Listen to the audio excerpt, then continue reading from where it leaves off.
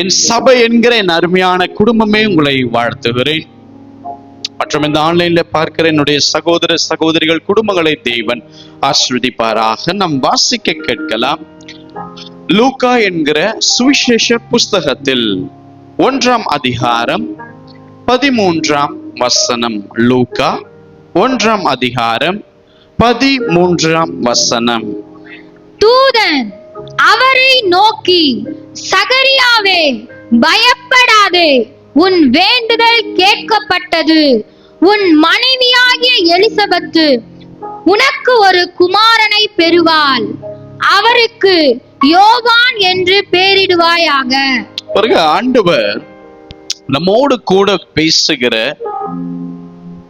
தேவனுடைய மன்னா என்னவென்றால், சகரியாவே, பயப்படாதே, உன் வேண்டுதல் கேட்கப்பட்டது.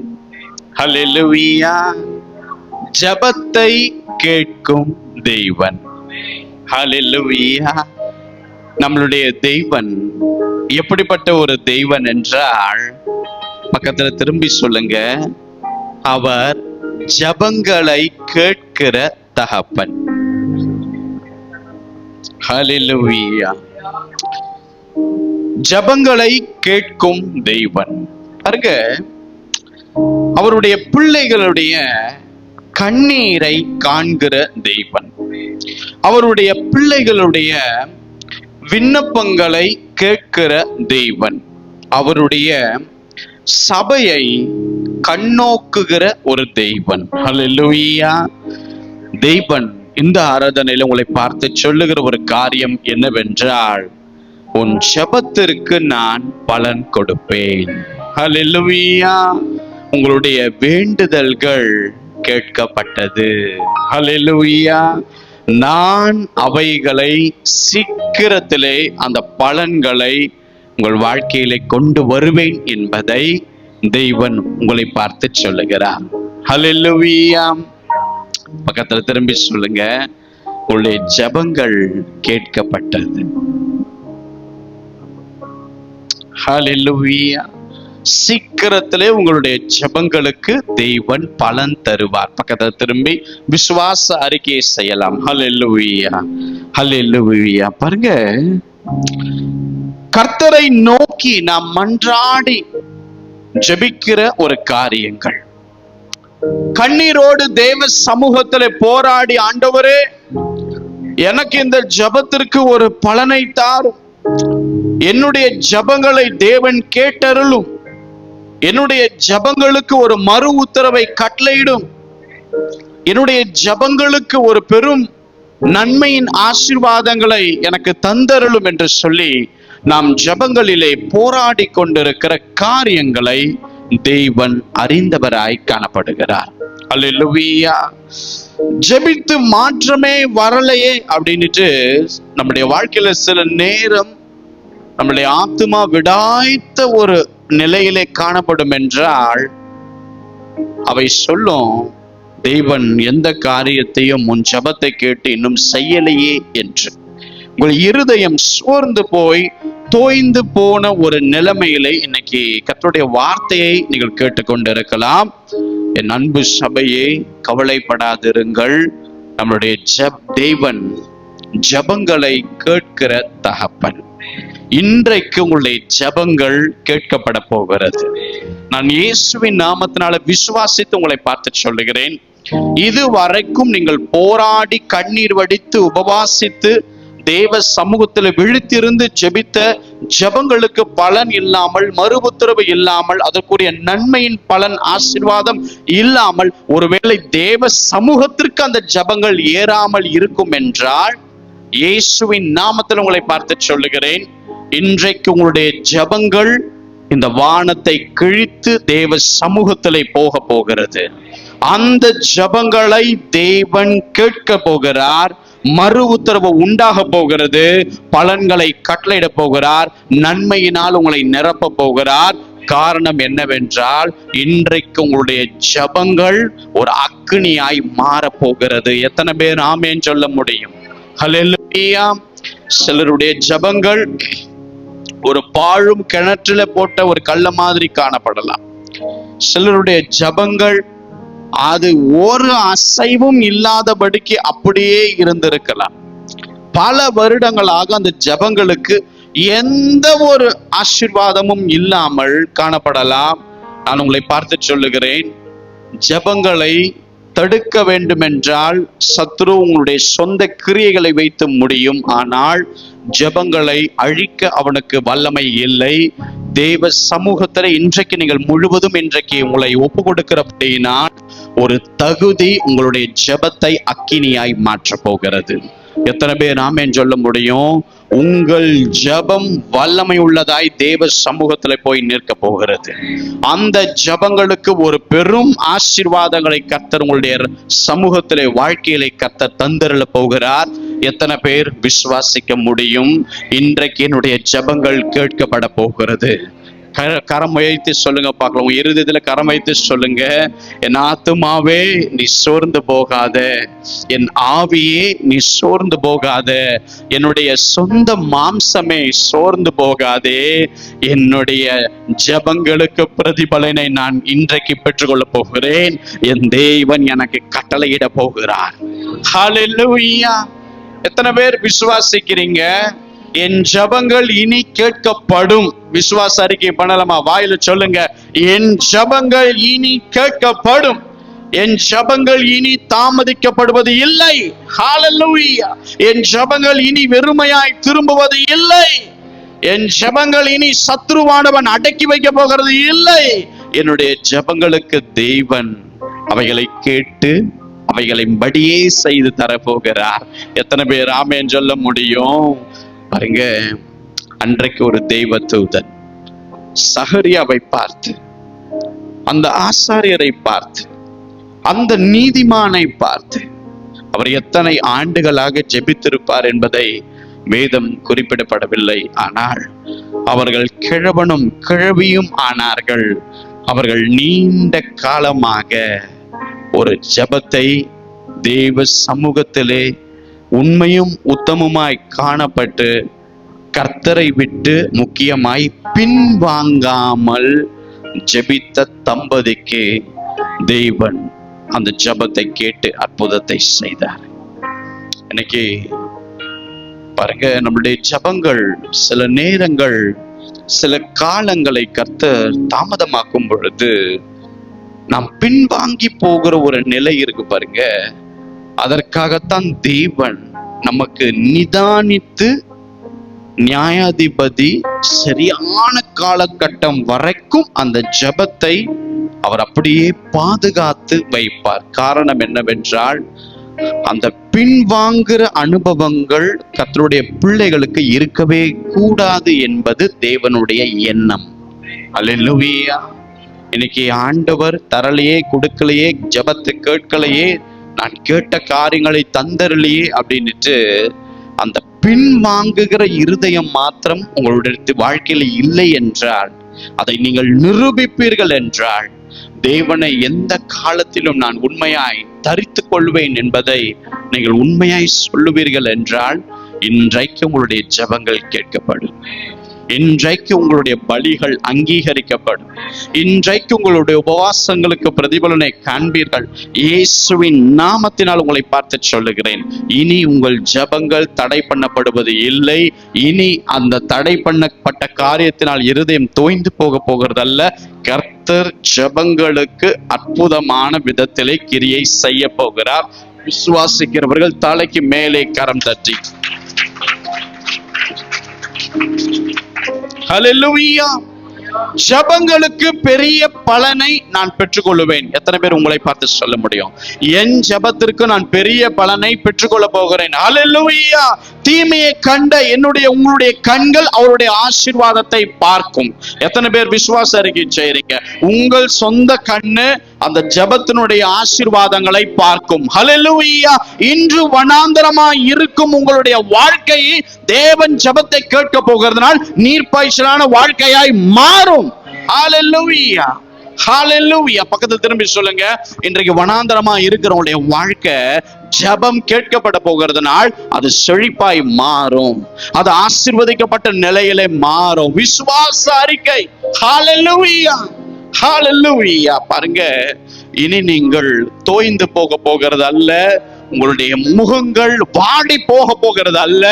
காரணம், ஜெபங்களுக்கு கேட்கிற தேவன் அவைகளை கேட்டு மட்டுமல்ல, அவைகளை பதிலளிக்கும் கிரியை செய்வார். நீங்கள் எதிர்பார்க்கும் முடிவை தேவன் கொடுக்கும்படி அவை நினைத்திருக்கிற நினைவுகள் தீமைகள் அல்ல, அவை சமாதானத்துக்கு ஏதுவான நினைவுகளே. கர்த்தனுடைய இருதயத்தின் வாஞ்சைகளையும் அவருடைய வழிகளில் நீங்கள் இருக்கிறபடியினால் பின்வாங்காமல் காணப்படுகிறபடியில் கர்த்தர் அவைகளை செய்து முடிப்பார். எத்தனை பேர் ஆம் என்றும் ஆமேன் என்றும் சொல்ல முடியும்? ஹalleluya. காரணம் என்ன? உங்கள் தேவன் ஒன்னே ஒண்ணு, அவர் என் ஜெபத்தை கேட்கிற தேவன். அவர் என் ஜெபத்தை கேட்கிற தேவன். ஒவ்வொரு முறையும் நீங்க ஜெபம் பண்ணிட்டு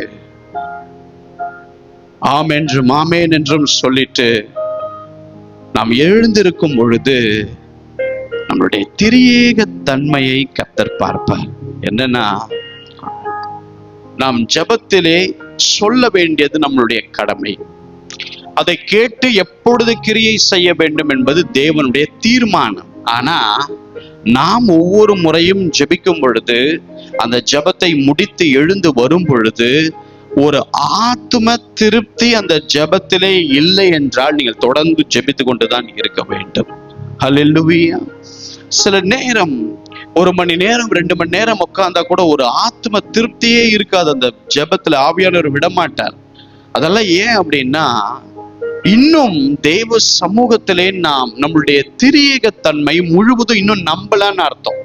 முதல்ல நாம் செய்கிற ஜெபத்தை நாம முதல்ல நம்மளுடைய திரியேகத்தன்மை முதல்ல நம்பணும். அந்த திரியேகத்தன்மைக்கு ஒரு சாட்டிஸ்பாக்சன் லெவல் வரணும்.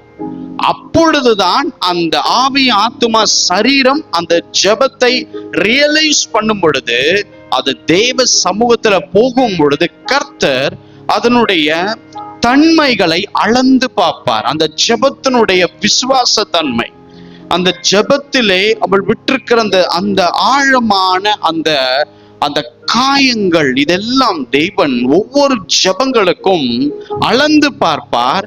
அப்பொழுது உங்களுடைய ஆவி ஆத்துமா சரீரம் உண்மையாகவே பாரப்பட்டு தேவ சமூகத்தில் அழுது போராடி அவைகள் அந்த திரியேகத்தன்மை ஒன்று கூடி உங்களுடைய ஜெபத்தில் இணைந்திருக்கும் பொழுது அந்த ஜெபம் வல்லமை உள்ளதாய் மாறும். அந்த ஜெபம் அக்கினி நிறைந்ததாய் மாறும். அந்த ஜெபம் தேவ சமூகத்திலே போகிற ஒரு வல்லமையுள்ள ஒரு ஜெபமாய் அவை மாறும். எனக்கு அன்பானவர்களே, கர்த்தர் உங்கள் வேண்டுதல்களை தந்தரல போகிறார். உங்களுடைய ஜெபங்கள் தெய்வ சமூகத்திலே இன்னைக்கு ஒன்றன் பின் ஒன்றாய் போய் நிற்க போகிறது. நான் விசுவாசித்து சொல்லுகிறேன், உங்கள் வேண்டுதல்கள் கேட்கப்பட்டது. உங்கள் கண்ணீரை காண்கிற தெய்வன், உங்கள் விண்ணப்பத்தை கேட்ட தெய்வன், உங்களுடைய அங்கலாய்ப்பை அறிந்த தெய்வன் உங்களை கைவிட மாட்டார். உங்களுடைய ஜெபங்களின் படியே உங்களை ஆசீர்வதிப்பார். ஹல்லேலூயா. சொல்றீங்க, பிரதர், நான் ரொம்ப என்னுடைய வாழ்க்கையில நான் கசப்பை அனுபவித்து விட்டேன். நான் வெளியே நல்லா இருக்கிற மாதிரியும், நான் நல்லா போய்கொண்டு இருக்கிற மாதிரியும், நான் சிரித்து கொண்டு என்னுடைய வாழ்க்கையில காணப்படுவது போல நான் வெளியரங்கமாய் காணப்படுகிறேன். ஆனால் என் இருதயத்துல மகா கசப்பான ஒரு சூழ்நிலை, மகா வேதனையான ஒரு சூழ்நிலையின் ஒரு இருளின் பள்ளத்தாக்குக்குள்ளாக நான் சென்று கொண்டிருக்கிறேன். என்னுடைய வாழ்க்கையிலே என்னுடைய உள்ளான உணர்வுக்கு தெரியும் நான் எவைகளிலே போராடி கொண்டிருக்கிறேன் என்று. நான் மிகவும் விரக்தியான் வேதனையுமாய் நான் அப்படியே வெளியே சிரித்து கொண்டு உள்ளே அழுது கொண்டு ஒரு நிலைமையில இன்னைக்கு நான் காணப்படுகிறேன் என்பதை நீங்கள் சொல்லிக் கொண்டு இருந்தீர்கள் என்றால் இந்த வாரம் தேவன் அவைகளை கேட்டார். ஹல்லேலூயா. நான் சொல்றேன், உண்மையான சந்தோஷம், உண்மையான சமாதானம், உண்மையான ஒரு ஆனந்தம், இவைகள் எல்லாம் இனி நீங்கள் பெற்றுக்கொள்வீர்கள். காரணம், உங்களுடைய புலம்பலை தேவன் கேட்டார். அந்த புலம்பல் கூட நீங்க தேவ சமூகத்துல விட்டதனால் அதற்கு பலன் உண்டு. எத்தனை பேர் ஆமேன்னு சொல்ல முடியும்? பக்கத்துல திரும்பி விசுவாசமா சொல்லுங்க, உன் ஜபத்தை தேவனே கேட்டுட்டார், இனி உனக்கு என்ன? பக்கத்துல திரும்பி சொல்லுங்க. ஹalleluya, ஹalleluya. 1000 தலைமுறைகளுக்கு கிருபை செய்கிற தெய்வன் உங்களுடைய ஜெபத்தை கேட்க மாட்டாரா? உங்களுடைய விண்ணப்பங்களுக்கு செவி கொடுக்க மாட்டாரா? நீங்கள் கேட்டுக்கொண்டிருக்கிற காரியங்களை தந்தரல மாட்டாரா? உங்கள் ஜெபங்களை கேட்டு கிரியை செய்ய மாட்டாரா? கொஞ்சம் யோசித்து பாருங்க. அவர் யோசனையிலே பெரியவருங்க, அவர் செயலிலே வல்லவர். அவனுடைய கிரியைகளுக்கு தக்க, வழிகளுக்கு தக்க, அவனுடைய சொந்த சுய பலத்திற்கு தக்க, சுத்திகரிப்புக்கு தக்க பலனை அவனுக்கு கட்டளையிட அவர் வல்லமையுள்ள தேவன். ஹல்லேலூயா. நீங்கள் ஜெபித்து எதிர்பார்த்து காத்து கொண்டிருக்கிற ஒவ்வொரு காரியங்களும் சரியாய் சீரமைத்து அவைகள் நடைபெறும். காரணம் என்னவென்றால், அந்த அற்புதம் நடக்க போகிறதுக்குரிய ஒரே காரணம், என் தேவன் என் ஜெபத்தை கேட்டதால். நீங்க சொல்லணும், உங்க வாழ்க்கையில உங்களுடைய காரியங்கள்ல சூப்பரா அழகா சில காரியங்கள் தேவனே உங்களுக்கு நன்மைக்கு எதுவாய் அமைத்து கொடுக்கும் பொழுது நீங்கள் உணர்வீர்கள். நீங்கள் சொல்ல வேண்டிய ஒரு காரியம் என்னவென்றால், என் தேவன் என் ஜெபத்தை கேட்டதினால் அவைகளை கிரியை செய்தார். ஹல்லேலூயா, ஹல்லேலூயா. பாருங்க, அநேகர் சாட்சியில சில காரியம் எல்லாம் நம்ம சொல்லுவோம். நம்ம கஷ்டப்பட்டது, நடந்தது, வருத்தப்பட்டது, நம்ம ஒன்றுமில்லாமல் நின்றது எல்லாம் நம்ம சாட்சியில சொன்னாலும் பாருங்க, நாம கஷ்டப்பட்டதுனால தான் இன்னைக்கு நான் நல்லா இருக்கேன் அப்படின்னு கொண்டு வந்து முடிப்பாங்க. பாருங்க, நீங்க கஷ்டப்பட்டதுனால இன்னைக்கு நல்லா இல்லை. நீங்க வேர்வை சிந்துறதுனால நீங்க சம்பாதிக்கல. ஒன்னே ஒண்ணு, நான் எவைகளை செய்தாலும், நான் இழப்பிலும் பெற்றுக்கொள்றதுலையும், நான் காத்திருக்கிறதுலையும், நான் தகுதி இல்லாத நேரங்களிலும் நான் சென்றதனால் இவைகளை பெற்றுக்கொள்ளலைங்க. நான் ஒன்றுமில்லாமல் இருந்த பொழுதும் நான் செய்த ஜெபத்தை அவர் கேட்டதனால் அவர் கிரியை செய்திருக்கிறார். ஹல்லேலூயா.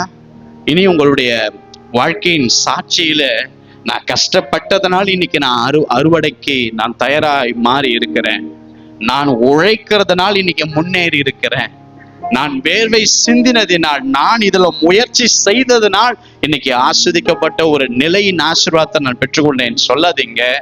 நீங்க சொல்ல வேண்டியது என்ன தெரியுமா?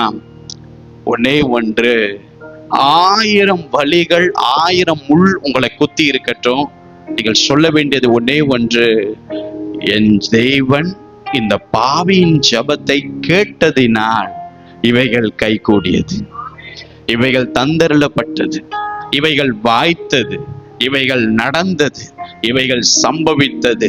ஹல்லேலூயா. எத்தனை பேர் இனி உங்க சாட்சியை மாற்றிக்கொள்வீங்க? ஹல்லேலூயா.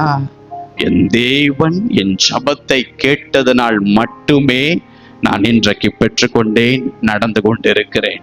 எத்தனை பேரால சொல்ல முடியும்? எனக்கு அன்பான சபையே, அவர் யோசனையிலே பெரியவர், அவர் செயலிலே வல்லவர், அவர் உங்கள் ஜெபத்தை கேட்பார். உங்களுடைய ஜெபங்கள் இன்றைக்கு நான் சொல்லுகிறேன், பல வருஷமா அந்த ஜெபத்திற்கு மறு உத்தரவு கிடைக்காம பலன் இல்லாமல் இருக்கலாம். கர்த்தருடைய ஊழியக்காரனாய் தேவ பிரசன்னத்துக்கு முன்பதாக நின்று நான் உங்களை பார்த்து சொல்லுகிறேன், நீண்ட காலமாய் நீங்கள் ஜெபிக்கிற அத்தனை ஜெபமும் இன்றைக்கு அப்ரூவல் ஆக்கப்படும். ஹல்லேலூயா. எந்தெந்த ஜெபங்கள் பெண்டிங் லிஸ்ட்ல உள்ளது, எந்தெந்த காரியங்கள் இன்னைக்கு அப்ரூவல் ஆக்கப்படாமல் நின்று கொண்டே இருக்கிறதோ, இயேசுவின் நாமத்துல சொல்றேன், தேவன் அப்ரூவல் ஆக்குவார், தேவன் சரி செய்வார், தேவன் அங்கீகரிப்பார். ஹல்லேலூயா.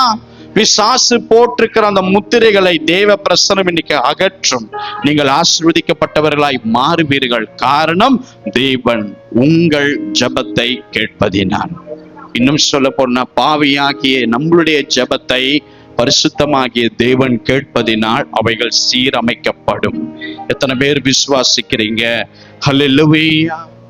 சங்கீதக்காரர் ஒரு வார்த்தையை எழுதினார். அதற்கு பின்பதாக 1000 வலிகள் அந்த மனுஷனுடைய இருதயத்தில் இருந்தது. அவர் சொன்னார், என் ஏக்கம் எல்லாம் உங்களுக்கு தெரியும் ஆண்டவரே, என் பெருமூச்சு உங்களுக்கு மறைவாய் இருக்கவில்லை. ஹல்லேலூயா. இந்த வார்த்தைக்கு பின்பதா எவ்வளவு வலி அந்த பரிசுத்தவானுடைய வாழ்க்கையில காணப்பட்டிருக்கும். அல்லேலூயா. என் ஏக்கமெல்லாம் உங்களுக்கு தெரியும் ஆண்டவரே. நான் ஜெபிக்க உட்காரத்துக்கு முன்னாடி நான் என்ன ஜெபிப்பேன்னு உங்களுக்கு தெரியும் ஆண்டவரே. ஐயோ, அந்த ஜெபத்துல இவைகளை மாறாதா என்று சொல்லி என் பெருமூச்சு எல்லாம் என் தேவன் உமக்கு நல்லா தெரியும் ஆண்டவரே. ஹல்லேலூயா, ஹல்லேலூயா. உங்களுடைய பெருமூச்சு தேவனுக்கு தெரியும். எத்தனை பேர் விசுவாசிக்கிறீங்க? ஐயோ, ஆண்டவர் இதை செய்து தொலைய மாற்றாரு, ஆண்டவர் இதை ஒன்ன மாத்த மாற்றாரு, எனக்கா செய்ய போகிறான். அப்படியே நம்ம பெருமூச்சு விடுகிறோமே, தேவன் அந்த பெருமூச்சை கேட்டாருங்க. உங்கள் ஒவ்வொரு வேண்டுதல்களையும் கர்த்தர் உங்களுக்கு கொடுக்க போகிறார். ஹல்லேலூயா, ஹல்லேலூயா. ஜெபத்தில் நீங்கள் எவைகளை கேட்பீர்களோ நீங்கள் அவைகளை பெற்றுக்கொள்வீர்கள் என்பதை விசுவாசிகள். எத்தனை பேர் விசுவாசிக்கிறீங்க? என் அன்பு சகோதரனே, சகோதரியே, சபையே, சோர்ந்து போகாதே. நீங்கள் ஒன்றுக்கும் கவலைப்படாமல் எல்லாவற்றையும் குறித்து உங்களுடைய விண்ணப்பங்களை ஸ்தோத்திரத்தோடு கூடிய ஜெபத்தினாலே, வேண்டுதலினாலே தேவனுக்கு இன்றைக்கு தெரியப்படுத்துங்கள். நீதிமான் செய்யும் ஊக்கமான வேண்டுதல்கள் மிகவும் பலனுள்ளதாய் இருக்கிறது என்று வேதம் சொல்லுகிறது. எனவே எப்பொழுதும் சந்தோஷமாய் இருங்கள், இடைவிடாமல் ஜெபம் பண்ணுங்கள். ஹல்லேலூயா. எத்தனை பேர் ஆமென் சொல்ல விரும்புறீங்க? நீதிமான் அந்த செய்யும் அந்த வேண்டுதல்கள் மிகவும் பலன் உள்ளது. எனக்கு அன்பானவர்களே, அந்த டேஸ பார்க்காதீங்க, கர்த்தர் தாமதிக்கிறார்ன்றத பார்க்காதீங்க, காத்திருக்கிற நிலைய பார்க்காதீங்க, எப்ப தந்தருள்வார்னு பார்க்காதீங்க. விசுவாசமா சொல்லுங்க, நிச்சயமா என் பெருமூச்சை, என் கண்ணீரை, என்னுடைய துக்கத்தை பார்க்கிற ஒரு தகப்பன் என் வேண்டுதல்களை எனக்கு தந்தருளுவார். ஹல்லேலூயா. வாயினால் அறிக்கை பண்ணுங்க, தேவன் தாமதிக்கிறதுனால் நான் பின்வாங்க மாட்டேன். அறிக்கை செய்யலாமா? தேவன் கொடுக்க தாமதிக்கிறதுனால் நான் பின்வாங்க மாட்டேன். தேவன் என்ன வெயிட்டிங் லிஸ்ட்ல போட்டு வைத்திருக்கிறதுனால் நான் பின்வாங்க மாட்டேன். தேவன் என் உபத்திரவத்தின் நிலையை உடனடியாய் மாற்றினாலும் நான் பின்வாங்க மாட்டேன். நான் முன்வைத்த காலை கிறிஸ்துவுக்கு முன்பாக அப்படியே நான் பின் வைக்காமல் அவரை நம்பியே பாதை இல்லை என்றாலும் நடந்து செல்லுகிற விசுவாச வாழ்க்கையில நான் முன்னேறி சொல்லுவேன். என் தேவன் நிச்சயமாய் ஒரு நாள் என் ஜெபத்தை கேட்டு எனக்கு பலன் தருவார் என்பதை நான் விசுவாசிக்கிறேன் என்று சொல்லுகிற அத்தனை பேருடைய வாழ்க்கையிலும் தேவன் அற்புதத்தை இன்னைக்கு செய்ய வல்லவராய் இருக்கிறார். ஹல்லேலூயா. எத்தனை பேர் விசுவாசிக்கிறீங்க? என் ஜெபத்தை அசட்டை பண்ணாத தேவன். அவர் பக்கத்துல திரும்பி அவரை வர்ணிச்சு சொல்லுங்க, அவர் உங்களுடைய காரியத்தை அசட்டை பண்ணாத ஒரு தெய்வன். அவர் பக்கத்துல திரும்பி சொல்லலாமா? உங்கள் உழைப்பை, உத்தமத்தை தள்ளாத ஒரு தெய்வன். அவர் பக்கத்துல திரும்பி உங்க உழைப்பை, உங்க உத்தமத்தை அவர் தள்ளாத ஒரு தெய்வன். அவர் நிச்சயமா உங்களை கைவிட மாட்டார். பெரிய பெரிய நன்மைகள் இன்னைக்கு உங்கள் வாழ்க்கையிலே கடந்து வரப்போகிறது. நான் விசுவாசிக்கிறேன். ஏனென்றால் உயர்த்தப்பட போகிறதும், வாய்க்க போகிறதும், நடக்க போகிறதும், சம்பவிக்க போகிறதும் எல்லாத்துக்கும் ஒரே ஒரு காரணம், அவர் என் ஜெபத்தை கேட்பதினால், அவர் உங்கள் ஜெபத்தை கேட்பதினால் அவைகள் கைகூடும், அவைகள் நடக்கும், அவைகள் சம்பவிக்கும், அவைகள் வாய்க்கும், அவைகள் கட்டப்படும். கர்த்தர் கிரியை செய்வார், உங்கள் ஜெபம் கேட்கப்படும். ஹல்லேலூயா. பாருங்க, ராகேலுடைய பெருமூச்சையே கேட்டு தேவன் அற்புதத்தை செய்வார் என்றால், நல்ல கவனிங்க, ஜெபம் பண்ணல ராகேல், நல்ல கவனிங்க, ராகேலின் பெருமூச்சையே கேட்டு தேவன் அற்புதம் செய்வார் என்றால், ஆகார் ஜெபம் பண்ணல, ஆகாரின் கண்ணீரையே கண்டு தேவன் அற்புதம் செய்வார் என்றால், நகோமி துதிக்கல, நகோமி புலம்பின போதே கர்த்தர் அவங்க வாழ்க்கையில அற்புதம் செய்ய முடியும் என்றால், இன்னைக்கு ஜெபிக்கிற நிச்சயமாய் உங்கள் வாழ்க்கையிலும் கர்த்தர் சீரமைப்பார். கர்த்தர் நிச்சயம் ஜெபத்தை கேட்பார். ஹல்லேலூயா. அழுத அவங்களுடைய கண்ணீரையே பார்த்து தேவன் அற்புதம் செய்தாரே, புலம்பின அவங்களுடைய பெருமூச்சை கேட்டு அற்புதம் செய்தாரே. பாருங்க, நம்மளுடைய தகப்பன் நிச்சயமாக நம் மன்றாடி ஜெபிக்கிற ஜெபத்தை கேட்டு கட்டாயமாய் கிரியை செய்வார். ஹல்லேலூயா. ஆபிரகாம் என்கிற ஒரு தெய்வ மனுஷன் 25 ஆண்டுகளாக ஒரே ஒரு குறிப்புக்காக ஜெபம் பண்ணிட்டே இருந்தார்.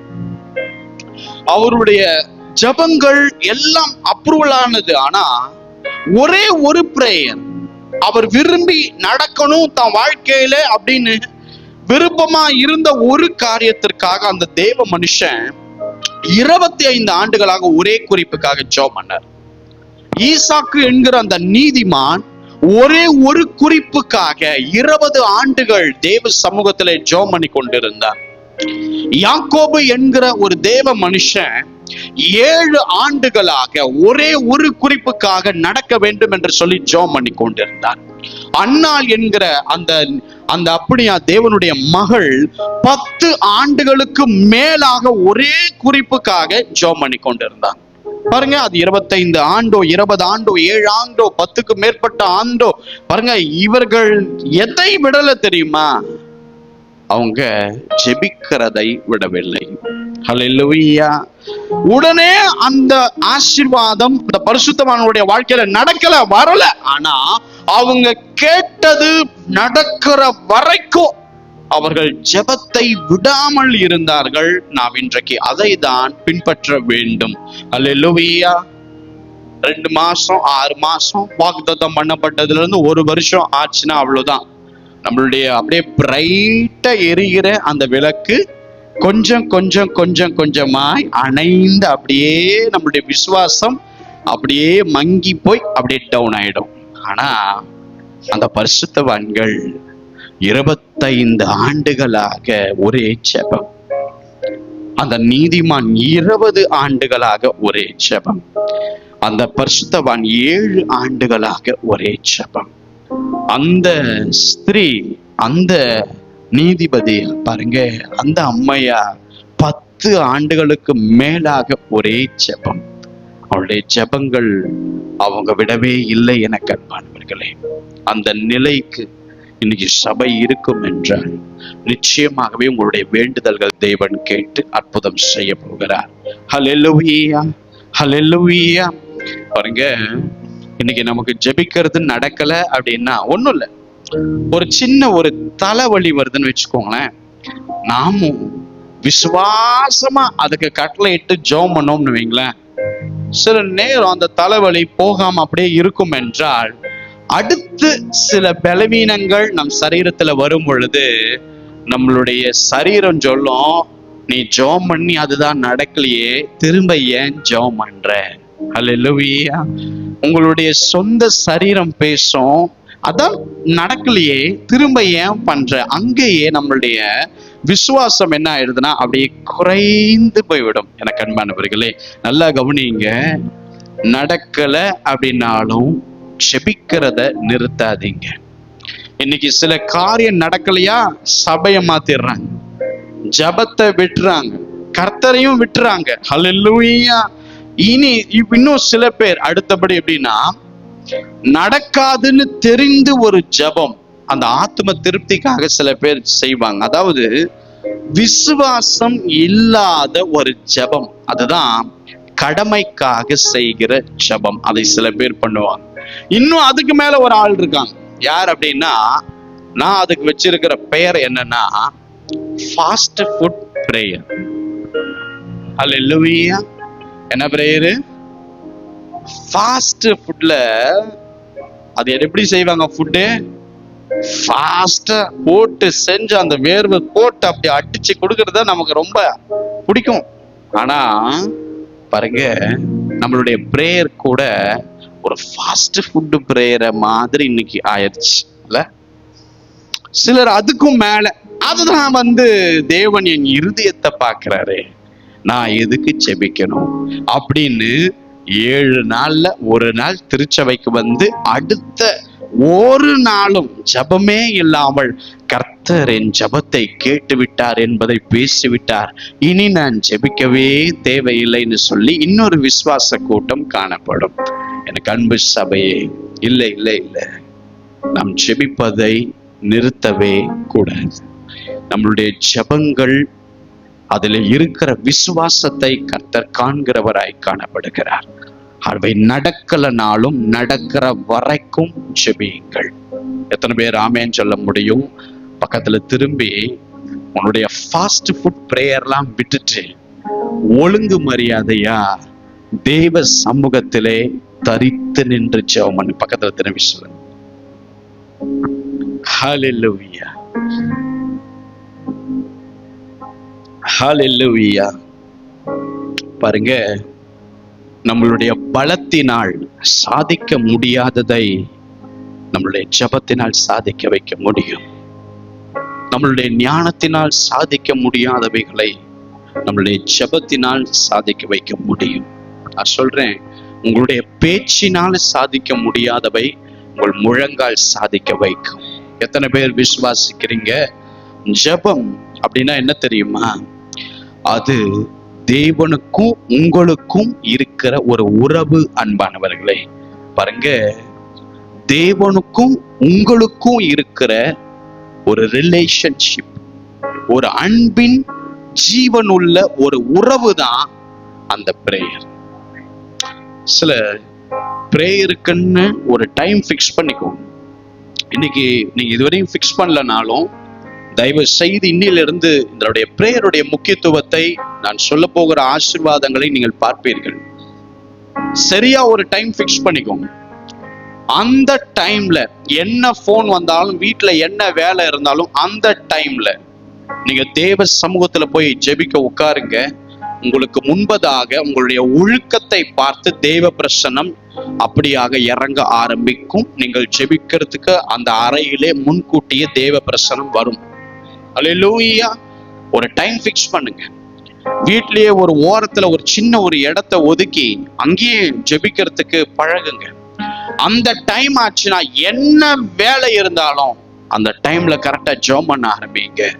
ஜெபத்திற்கு முக்கியத்துவத்தை கொடுங்க. எனக்கு அன்பானவர்களே, பாருங்க, யோனா என்கிற தீர்க்கதரிசி மீன் வயிற்றுல இருந்தாலும் ஜெபித்ததை வேதம் நம்மளுக்கு பதிவிட்டு சொல்லுகிறது.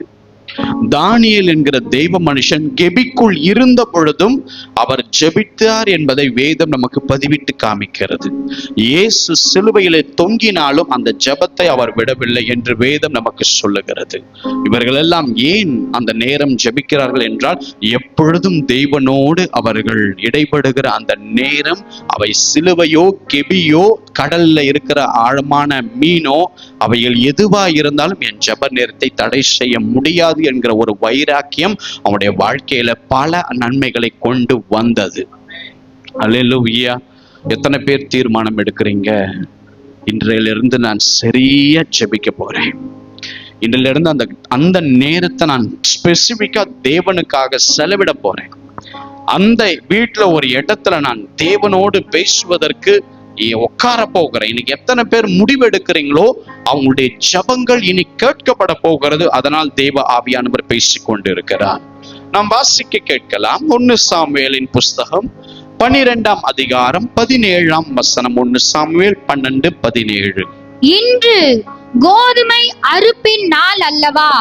நீங்கள் உங்களுக்கு ஒரு ராஜாவை கேட்டதினால் கர்த்தரின் பார்வைக்கு செய்த உங்களுடைய பொல்லாப்பு பெரியதென்று நீங்கள் கண்டு உணரும்படிக்கு நான் கர்த்தரை நோக்கி விண்ணப்பம் பண்ணுவேன். அப்பொழுது இடி முழக்கங்களையும் மழையையும் கட்டளையிடுவார் என்று சொல்லி. பாருங்க, நீங்க தயவு செய்து இந்த சத்தியத்தை தயவு செய்து புரிஞ்சுக்கோங்க. உங்களுடைய வேதாகமத்தை கீழே வைத்துக் கொள்ளுங்க. நீங்கள் குறித்து வைத்துக் கொள்ளுங்க. கொஞ்சம் நீங்கள் கவனம் செய்தனால் கூட இந்த செய்தியினுடைய சாராம்சம் உங்களுக்கு புரியாது. பாருங்க, சாமுவேல் என்கிற ஒரு தீர்க்கதரிசி இஸ்ரவேல் அனைவரையும் கூப்பிட்டு சொல்ற ஒரு வார்த்தை என்ன அப்படின்னா, ஜனங்களே, உங்களுடைய வார்த்தையை கேட்டு நான் ஒரு ராஜாவை உங்களுக்கு ஏற்படுத்தி விட்டேன். அல்லேலூயா. பைபிள் எல்லாம் மூடி வைங்க.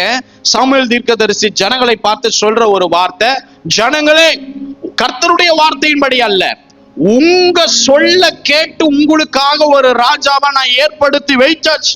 எனவே அந்த ராஜா சவுலாக இன்னைக்கு உங்களுக்கு முன்னாடி நிற்கிறார். பாருங்க, நீங்க சொன்னதுனால இந்த நான் காரியத்தை தேவ சமூகத்துல போய் கேட்டு இதை நான் செய்தேன் அப்படின்னு சொல்லிட்டு அவர் சொல்ல வருகிறார். நானோ ஒரு கிழவனாயிட்டேன், நானோ இப்போ நரைத்த ஒரு மனுஷனா மாறிட்ட.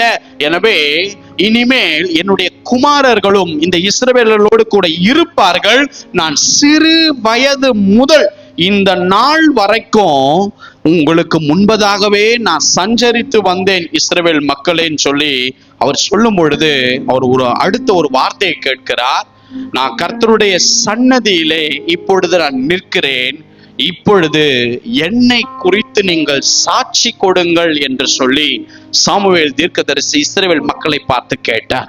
அப்ப அவர் சொன்னாரு, நான் யாருடைய எருதையாவது எடுத்துக்கொண்டேனா சொல்லுங்க அப்படின்னாரு. நான் யாருடைய கழுதையாவது எடுத்துக்கொண்டேனா சொல்லுங்க அப்படின்னாரு. நான் யாருக்காவது அநியாயம் செய்தேனா சொல்லுங்க அப்படின்னாரு. 4வது வார்த்தை சொன்னார், நான் யாருக்காவது இடுக்கண் செய்தேனா, அதாவது நான் யாரையாவது துன்புறுத்தினேனா அப்படின்னு கேட்டாரு. அடுத்து அவர் கேட்ட வார்த்தை, நான் யார்கிட்டையாவது லஞ்சம் வாங்கி பரிதானம் வாங்கி தீர்க்க தரிசனம் உரைத்து கண்சாடை காட்டி யாருக்காவது ஸ்பெசிபிக்கா நான் அந்த காரியத்துல சப்போர்ட் பண்ணி இருக்கிறேனா சொல்லுங்க அப்படின்னுட்டு அந்த சாமுவேல் தீர்க்கதரிசி மக்களை பார்த்து கேட்கும் பொழுது அந்த மக்கள் அந்த ஐயா கிட்ட சொல்ற ஒரு வார்த்தை, ஐயா நீங்க யாருக்கும் அநியாயம் செய்யல, எங்க கழுதைகளை நீங்க எடுத்துக்கல, எங்களுடைய எருதுகளை நீங்க வாங்கிக்கல, ஒருவர் கையிலும் நீங்கள் ஒண்ணுத்தையும் வாங்கல ஐயா அப்படின்னு சொல்றாங்க. எனக்கு அன்பானவர்களே, அப்போ அந்த தெய்வ மனுஷர் அடுத்து சொல்லப்படுகிற ஒரு வார்த்தைகள் இந்த இஸ்ரவேலுக்கு புரிய ஆரம்பிக்குது. என்னன்னா, அப்போ கடவுள் உங்களை அழகா தானே நடத்தினார்.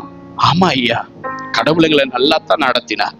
அப்போ அந்த ஐயா கேட்கிறாரு, அப்போ அம்மோன் புத்திரர் அவன் ராஜா நாகாஸ் உங்களுக்கு விரோதமாக அவன் இப்ப வரத பார்த்துட்டு இப்போ உங்களுக்கு முன்னாடி ராஜாவா நடக்கிற கர்த்தரை விட்டுட்டு எங்களுக்கு ஒரு ராஜா மாம்சீக தன்மையில வேண்டும் என்று நீங்கள் கேட்கிறீர்களே, எங்களை ஆள வேண்டும்னு சொல்றீங்களே, எது இப்படியா இருக்கிறதே அப்படின்னு அந்த தீர்க்கதரிசி இஸ்ரவேல் புத்திரர்களை பார்த்து பேசினார்.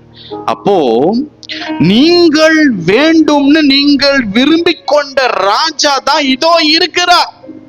இப்போ நீங்க கர்த்தருக்கு பயந்து அவரை சேவித்து அவருக்கு கீழ்ப்படிந்தால் கர்த்தர் இந்த ராஜாவோடும் இந்த மக்களோடும் இனிமேல் இருப்பார். ஒருவேளை கர்த்தருக்கு கீழ்ப்படியாம கர்த்தர் வாக்குக்கு மீறி கர்த்தருடைய கை உங்களுக்கு விரோதமாக கூட மாறும். உங்க ராஜா உங்களோடு கூட இருந்தாலும் அவன் அதை செய்தாலும் விரோதமாய் உங்கள் தேவனுடைய கை மாறும் என்பதை அந்த தீர்க்கதரிசி அந்த மக்களை பார்த்து பேசினார். அப்போ அவர் சொல்ற ஒரு வார்த்தை, இப்போ கர்த்தர் கண்களுக்கு முன்பாக ஒரு பெரிய காரியங்கள் பாருங்க, உங்க கண்ணுக்கு முன்னாடி கர்த்தர் பெரிய காரியத்தை இப்ப செய்ய போறார் பாருங்கன்னு சொல்லிட்டு அவர் சொல்ற வார்த்தை இப்போ ஜனங்களுக்கு புரிய வருது. அந்த தெய்வ மனுஷன் அவர்கள் விருப்பப்படி கேட்ட ஒரு காரியம் ஒரு பொல்லாப்பாய் கர்த்தருக்கு எப்படி இருந்தது என்று அவர் சொல்றாரு. கர்த்தரின் பார்வைக்கு ஒரு ராஜாவை நீங்கள் கேட்டதினால் பெரிய பொல்லாப்பு உங்களுக்கு வரும் என்ப காரியத்துக்காக நான் இப்பொழுது ஜெபிக்க போகிறேன் அப்படின்னு சொன்னார். நான் ஒரு விண்ணப்பத்தை செய்ய போகிறேன். அப்போ தேவன் இடி முழக்கங்களையும் மழைகளையும் இந்த ராத்திரி இந்த நேரத்துல கர்த்தர் கட்டளையிடுவார். இவைகளை கட்டளையிடும் பொழுது பாருங்க, வேதம் சொல்லுகிறது, அன்றைய தினமே தீர்க்கதரிசி சாமுவேல் ஜெபித்த பொழுது மழையும் இடிகளும் அன்றைக்கு விழுந்த பொழுது ஜனங்கள் எல்லாரும் சாமுவேல் ஐயாவுக்கு முன்பதாக வந்து கர்த்தருக்கும் அவருக்கும் பயந்து சொன்ன ஒரு வார்த்தை, நாங்கள் சாகாதபடிக்கு உங்கள் கர்த்தரிடத்தில் எங்களுக்காக நீங்கள் வேண்டிக் கொள்ளுங்கள். அவர்கள் சொன்ன அடுத்த முக்கியமான பதிவு என்னவென்றால், நாங்கள் எவ்வளவோ பாவத்தை செய்தோம், இப்போ எங்களுக்கு ஒரு ராஜா வேணும்னு இப்போ இன்னும் பாவத்தை நாங்க கூட்டிக் கொண்டோம் அப்படின்னா. அல்லேலூயா. பாருங்க, நாம் சில காரியங்களை விரும்புவது முக்கியமல்ல, சில காரியங்களுக்கு முக்கியத்துவம் கொடுக்கிறது முக்கியம் அல்ல. நாம் ஜெபத்திலே கேட்கிற அந்த விண்ணப்பங்கள் தேவனுடைய இருதயத்திற்கு எப்படி இருக்கும் என்பதை நாம் பார்த்து கேட்க வேண்டும். அல்லேலூயா. அவர் சொன்ன ஒரு வார்த்தை, கர்த்தர் ஒவ்வொரு யுத்தத்துக்கும் உங்களுக்கு முன்னாடி ராஜாவா போகும்போது ஒரு நாகாஸ் அவனுக்கு பயந்து நீங்க கர்த்தர் ராஜாவா இருக்கட்டும், ஆனா மாம்சீக ராஜாவா எங்களை ஒருத்த ஆள வேண்டும், எங்களுக்கு ராஜா வேண்டும் என்று அவர்கள் கேட்ட பொழுது அந்த தீர்க்கதரிசி சொன்னார், இது தேவ திட்டம் அல்ல, நீங்கள் கேட்டதினால் உங்க சொல்ல கேட்டு நான் ஒரு ராஜாவை நியமிக்கிறேன். எனவே இது ஒரு பாவம், பொல்லாப்பு என்பதை நீங்கள் அறிவதற்காக நான் ஜெபிக்க போகிறேன். கர்த்தர் இடியையும் மழையையும் கட்டளையிட வேண்டும் என்று. அவன் ஜெபம் பண்ணும் பொழுது இடி இடிக்கிறது, மழை பெய்கிறது, ஜனங்க நடுங்கி அந்த இடியிலே பயந்து, உங்கள் கர்த்தருக்கு முன்னாடி நாங்க பயப்படுறோம், உங்களுக்கு முன்னாடி பயப்படுறோம், இதுவரைக்கும் நாங்க பாவம் செய்தோம், இப்போ ஒரு ராஜா வேணும்னு அவரை தள்ளி ஒரு மாம்சீக தன்மையை கொண்டு வரும் பொழுது இன்னும் கூடுதலா எக்ஸ்ட்ரா நாங்க பாவத்தை செய்துட்டோம், எங்களை மன்னிங்க என்று சொல்லி ஜனங்கள் தீர்க்கதரிசிக்கு முன்பதாய் கேட்கிறார்கள். அப்போ கர்த்தருடைய வார்த்தை வருது. அவர் சொன்னாரு, நீங்க பொல்லாப்பு தான் செஞ்சீங்க, எக்ஸ்ட்ரா பாவத்தை மேல போட்டுக்கிட்டீங்க, ஆனா நீங்கள் பயப்படாதிருங்கள். காரணம் என்ன தெரியுமா? நீங்க பொல்லாப்பு செய்தது உண்மை, கர்த்தரை நோகடிச்சது உண்மை, கர்த்தர் ஏற்படுத்தாததை ஏற்படுத்துன்னு சொல்லி முறையிட்டது உண்மை. ஆனா நீங்க கர்த்தரை விட்டு பின்வாங்காமல் அவருக்கு முக்கியத்துவத்தை கொடுத்ததினால், அவரை விட்டு விலகாததினால் கர்த்தர் உங்களுக்கு ராஜாவையும் ஏற்படுத்தி அவர் பிரசன்னமும் உங்களோடு கூட இருக்கும் என்பதை கர்த்தர் சொன்னார். ஹல்லேலூயா. எனவே அந்த தேவ மனுஷன் சொன்னார், கர்த்தரை விட்டு விலகிறாதீங்க, கர்த்தரை வீணானதை பின்பற்றி கர்த்தரை விட்டுறாதீங்க, அப்போ தேவன் உங்களை கைவிடவே மாட்டார் என்று சாமுவேல் தீர்க்கதரிசி மக்களை பார்த்து தாங்கள் அறியாமல் செய்ததை அவர்களே அந்த பாவத்தை அறிந்து அதுக்காகவும் மன்னிப்பு கேட்டு அதுக்கப்புறம் நடத்தப்படுகிற காரியங்களுக்காய் சாமுவேல் தீர்க்கதரிசி அன்றைக்கு முக்கியத்துவம் கொடுத்தார். எனக்கு அன்பானவர்களே பாருங்க, அவர் சொன்ன ஒரு வார்த்தை அடுத்து, நானும் ஒருவேளை உங்களுக்காக ஜெபிக்கலனா நானும் கூட பாவம் செஞ்சிருப்பேன் இஸ்ரவேல் மக்களே.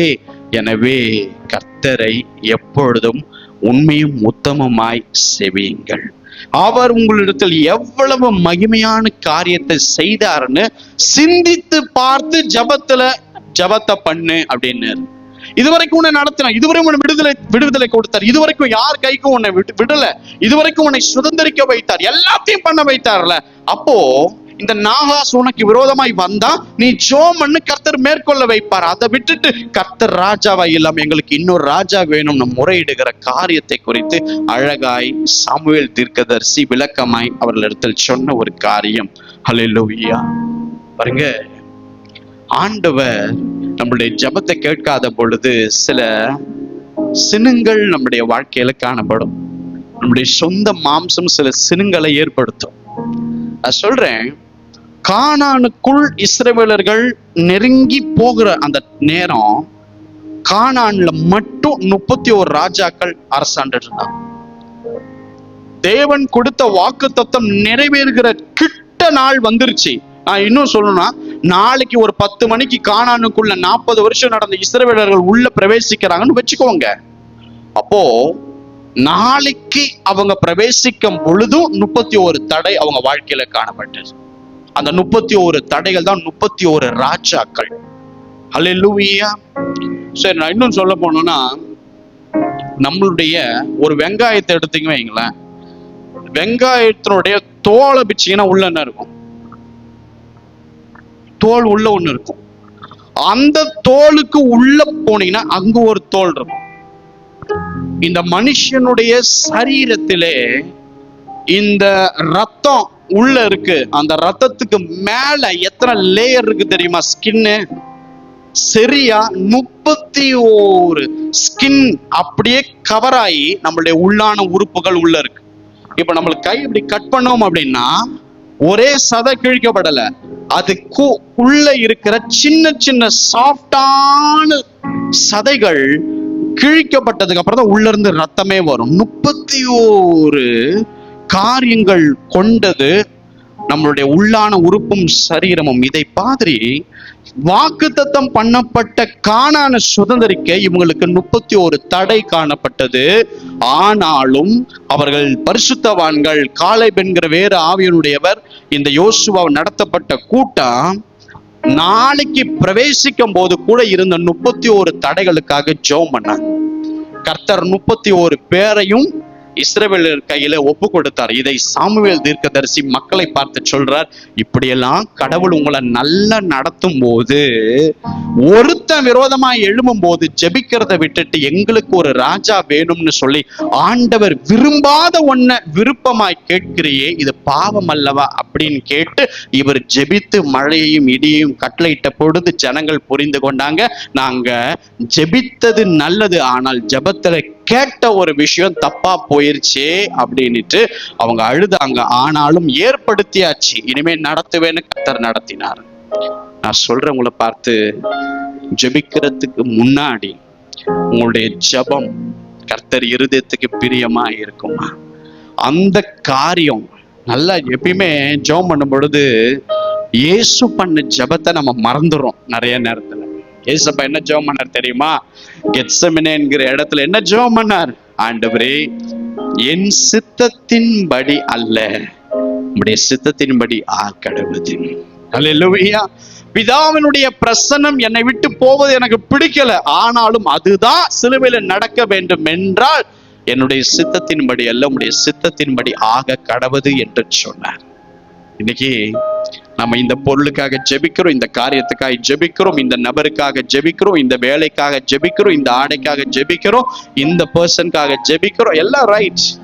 ஆனா கூடுதலாக ஜெபத்திலே சேர்த்து கொள்ள வேண்டிய ஒரு வார்த்தை என்னவென்றால், ஆண்டவரே, ஆகிலும் என் சித்தப்படி அல்ல, உம்முடைய தீர்மானத்தின்படி எங்களை நடத்துங்க ஆண்டவரே. அல்லேலூயா. இன்னைக்கு எத்தனை பேர் உங்களுடைய ஜெபத்தை இப்படி தரம் உள்ளதாய் நீங்கள் மாற்றி, நீங்கள் கேட்கிறது அவர் இருதயத்துக்கு பொல்லாப்பா இல்லாதபடி கேட்கிறதும் அவருடைய வழிகள் கர்த்தருக்கு பிரியமா இருந்துச்சுன்னு வைங்களேன், அவனுடைய சத்துருக்களையும் அந்த வழியில வந்து சமாதானமாகும்படி செய்வாராம். ஏன்னா அந்த ஜெபம் அவருக்கு இஷ்டமா இருக்கும் என்றால், அதாவது நீங்க கேட்கிற காரியம் அவருக்கும் ஓகேவா விருப்பமா இருக்கும் என்றால் அந்த சத்துருக்களையும் சமாதானமாகும்படி கர்த்தர் செய்வாராம். பாருங்க, இன்றைக்கு எத்தனை பேர் இந்த ஜெபத்தை செய்ய விரும்புறீங்க? ஆண்டவரே, என்னுடைய சித்தத்தின்படி அல்ல, உம்முடைய சித்தத்தின்படி எங்களை நடத்தும் ஆண்டவரே. ஹல்லேலூயா. நீதிமான் செய்யும் ஊக்கமான வேண்டுதல் மிகவும் பலனுள்ளதா இருக்கிறது. எனவே பாருங்க, கர்த்தர் அந்த பொல்லாப்ப அவங்க அறிவதற்கு இந்த அடையாளத்தை அனுப்புங்கன்னு சொல்லி ஒரு ஜெபம் பண்ணார். அந்த ஜெபத்திற்கு தேவன் பதில் கொடுத்தார். நான் சொல்றேன், அந்த ஜெபத்தையே தேவன் கேட்கும் பொழுது இனி உங்கள் ஜெபமும் கேட்கப்படும். ஹல்லேலூயா. அந்த காரியத்தின் ஜெபத்தை தேவன் கேட்பார் என்றால், இன்றைக்கு சாமுவேல் ஐயாவை அன்னைக்கு உருவாக்கி நடத்தின அதே கர்த்தர் தான் உங்களையும் என்னையும் நடத்துகிறார். அப்போ நம்மளுடைய ஜெபங்களும் என்ன ஆக போகுது தெரியுமா? பக்கத்துல தூங்குறவங்களை பார்த்து சொல்லுங்க, கேட்கப்படும். பக்கத்துல அப்படி ஒரு குலுக்கி சொல்லுங்க பார்க்கலாம், ஹல்லேலூயா, ஹல்லேலூயா, ஹல்லேலூயா. உங்களுடைய ஜெபங்கள் கேட்கப்பட போகிறது.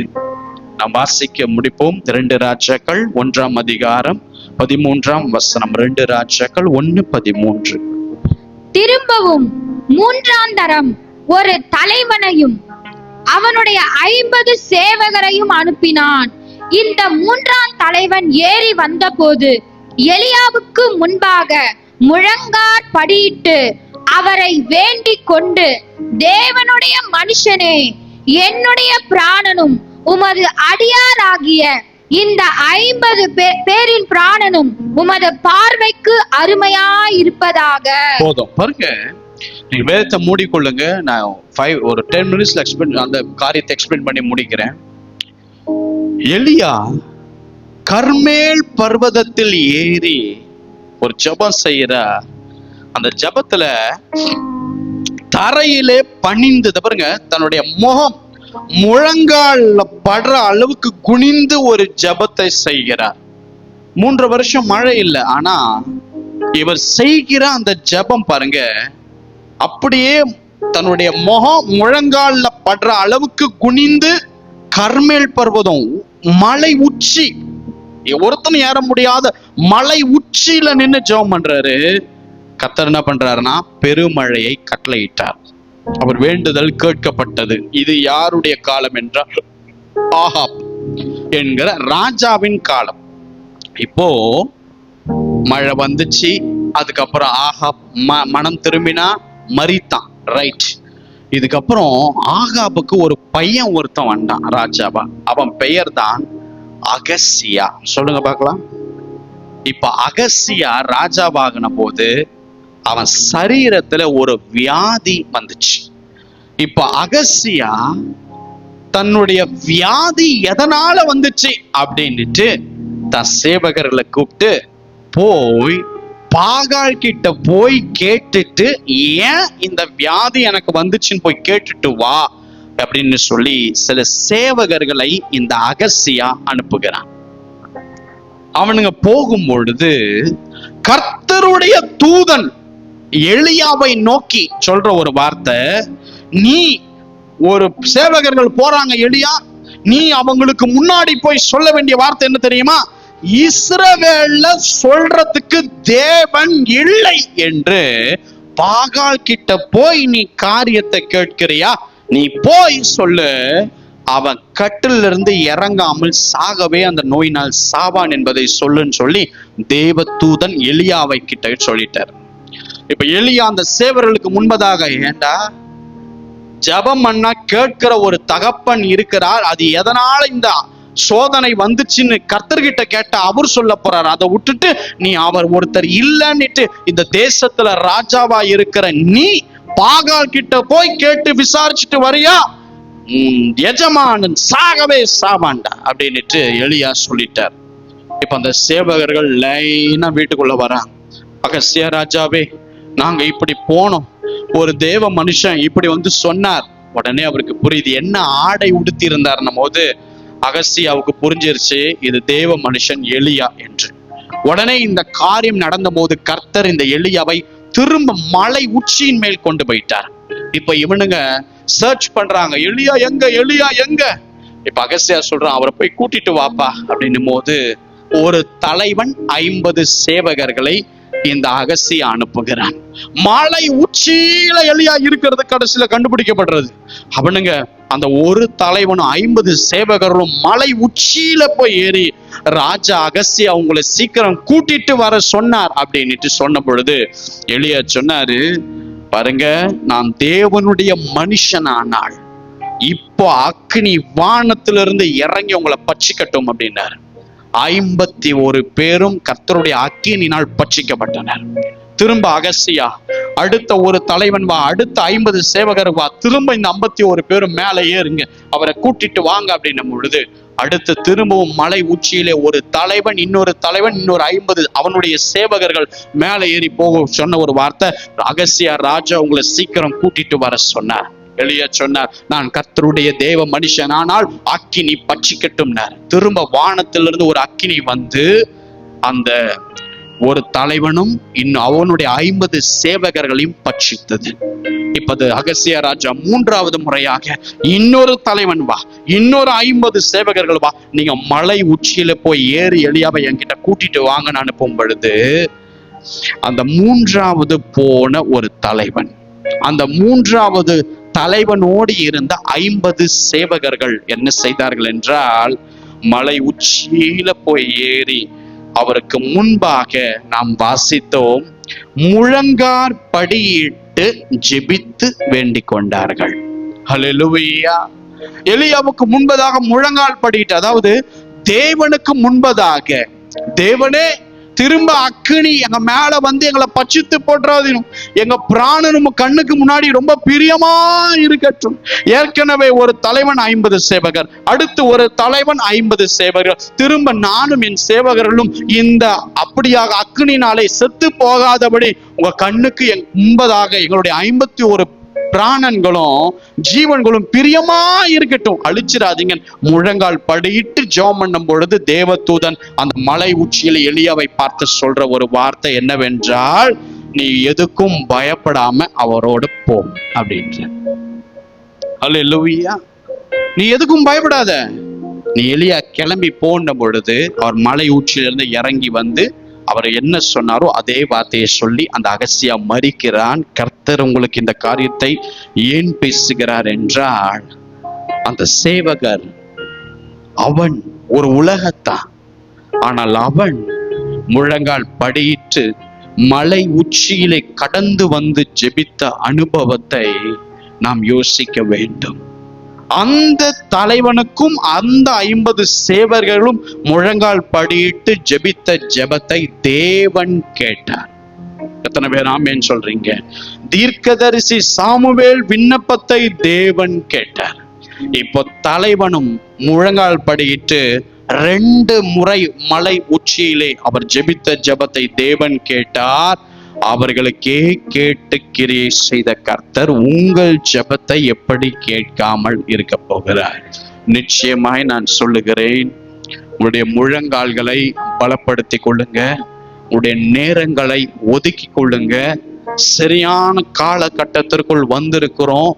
இந்த அறுவடைய உங்களுடைய சுயத்தினால் வீணாக்கி விடாதீங்க, உங்களுடைய சோம்பலினால் வீணாக்கி விடாதீங்க, உங்களுடைய பலவீனங்களினால் வீணாக்கி விடாதீங்க. கர்த்தரை சந்திக்க நீ ஆயத்தப்படு. எத்தனை பேர் ஆமென் என்றும் சொல்ல முடியும்? ஹல்லேலூயா.